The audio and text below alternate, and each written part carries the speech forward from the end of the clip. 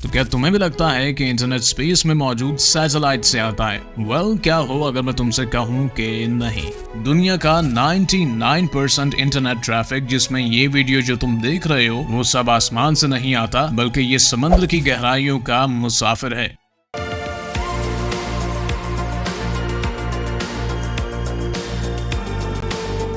तो हाँ, बिल्कुल समंदर की अंधेर तरीन गहराइयों में अंडर सी केबल्स का एक बहुत ही बड़ा नेटवर्क बिछा हुआ है। और अगर इन तारों के जाल की लंबाई का हिसाब लगाया जाए तो ये 1.5 मिलियन किलोमीटर बनती हैं। चांद पर जाकर वापस भी आ जाओगे इतने डिस्टेंस में, वो भी 2 दफा। तो ये केबल्स सभी बड़े आजमों को आपस में जोड़ती हैं, जिनमें से ऑलमोस्ट लाइट की स्पीड पर डेटा ट्रैवल कर रहा होता है थैंक्स टू फाइबर ऑप्टिक्स। लेकिन ये केबल समंदर में बिछाई कैसे जाती हैं और हम सैटेलाइट्स क्यों नहीं यूज करते? आजकल तो सभी वायरलेस होता जा रहा है, तो ये केबल्स क्यों?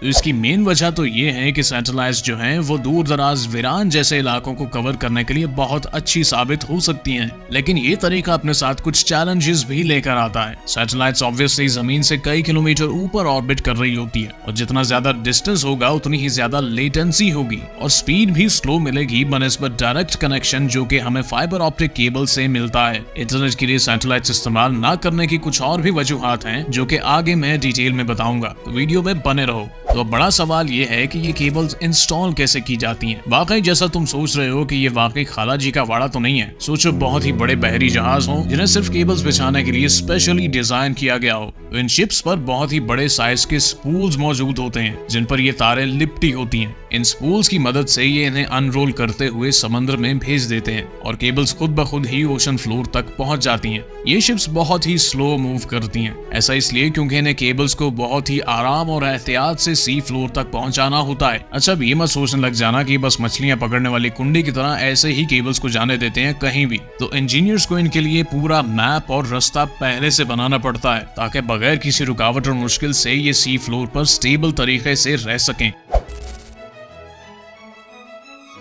ये केबल स्टील और कई प्रोटेक्टिव लेयर्स से मिलकर बनी होती है, क्योंकि समंदर के नीचे इसके अपने अलग ही चैलेंजेस होते हैं। अब चैलेंजेस क्या होते हैं? तो सोचो यार, ये केबल समंदर के नीचे इतनी गहराई में होती हैं कि जितना गहरा तुम सोच भी नहीं सकते, और वहां पर ये बिल्कुल घुप अंधेरे में बिछी होती हैं और इनके ऊपर 2800 किलो पर स्क्वायर इंच पानी का प्रेशर पड़ रहा होता है। और हाँ, समुद्री जानवर भी तो रहते हैं यहाँ। यकीन करो या ना करो, सच तो ये है कि शार्क्स इन केबल्स को चबाते हुए रिकॉर्ड की जा चुकी हैं। वीडियो में तुम देख ही सकते हो कि जैसे कोई खिलौना हो। इसीलिए इन केबल्स के ऊपर प्रोटेक्शन के लिए बहुत सी लेयर्स होती हैं, जिससे सबसे दरमियानी हिस्से में मौजूद फाइबर ऑप्टिक स्ट्रैंड्स महफूज रहते हैं। ये इन केबल्स का क्रॉस सेक्शन है। ये एवरेज साइज है इन केबल्स का। ये बड़ी भी हो सकती हैं और छोटी भी। लेयर्स में स्टील, कॉपर और वाटर रेजिस्टेंस मटेरियल का इस्तेमाल होता है ताकि शार्क्स और बाकी समुद्री परिंदों से इन्हें महफूज रखा जा सके। अब क्या होता है जब ये केबल्स टूट जाती हैं? हादसात तो होते ही रहते हैं, मसलन ज़लज़ले या शिप का एंकर केबल पर गिर जाने से उस पर कट लग जाए।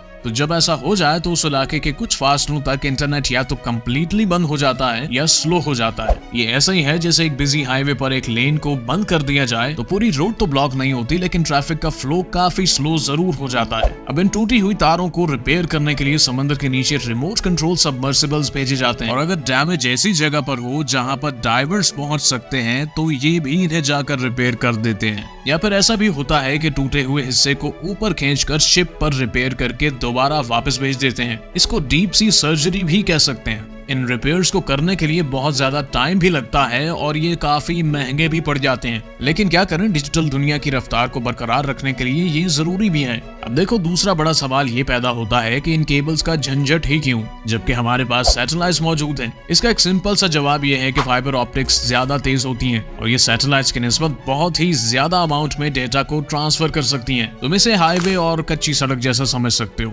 और हाँ, याद रहे कि सैटेलाइट सिर्फ टीवी ब्रॉडकास्टिंग, रिमोट एरियाज में इंटरनेट के लिए, GPS navigation system, weather forecast, military and government communications और नेचुरल डिजास्टर्स के दौरान कम्युनिकेशन के लिए ही इस्तेमाल होती हैं। एक और कंफ्यूजन दूर करता चलूं कि जो सिम कार्ड तुम यूज करते हो उसका इंटरनेट डेटा और लॉन्ग डिस्टेंस कम्युनिकेशन भी टावर्स और अंडर सी केबल्स से ही चलता है। बहुत ही स्पेशल केसेस जैसे रिमोट एरियाज और सैटेलाइट फोन्स, जो कि एक different type of cell phones होते हैं, सिर्फ इन्हीं में सैटेलाइट्स पर रिलाय किया जाता है। अब जब बात आती है ग्लोबल इंटरनेट ट्रैफिक की, तो इसके हुजूम को हैंडल करने के लिए अंडर सी केबल्स हमेशा ही जीतेंगी। इनकी लेटेंसी निस्बतन काफी कम होती है। इसका मतलब है कि लोडिंग टाइम्स फास्ट होते हैं और बफरिंग या लैग इंटरनेट जैसी मुश्किलात का सामना नहीं करना पड़ता। और हाँ, इलॉन मस्क स्टारलिंक जैसे सैटेलाइट प्रोजेक्ट्स के जरिए वायरलेस इंटरनेट पर काम तो कर रहे हैं, लेकिन अंडर सी केबल्स अभी भी ग्लोबल इंटरनेट की बैकबोन है। तो अगली बार जब भी किसी को मैसेज भेजो या फिर वीडियो देख रहे हो तो याद रखना, इंटरनेट हवा में नहीं उड़ रहा, बल्कि ये हर वक्त समंदर की गहराइयों में उन बेशुमार तारों के जाल के जरिए मिली सेकेंड्स में मीलों का सफर तय कर रहा है। इंटरनेट ऐसा लगता है कि ये हर जगह ही मौजूद है, लेकिन इसकी बुनियाद लिटरली अंडर वाटर है। और फिक्र मत करो, ये अंडर वाटर हिडन केबल्स बहुत मजबूती से बनाई जाती हैं और ये कहीं नहीं जा रही। एटलीस्ट नियर फ्यूचर तक तो यही चलेंगी। वीडियो पसंद आई हो तो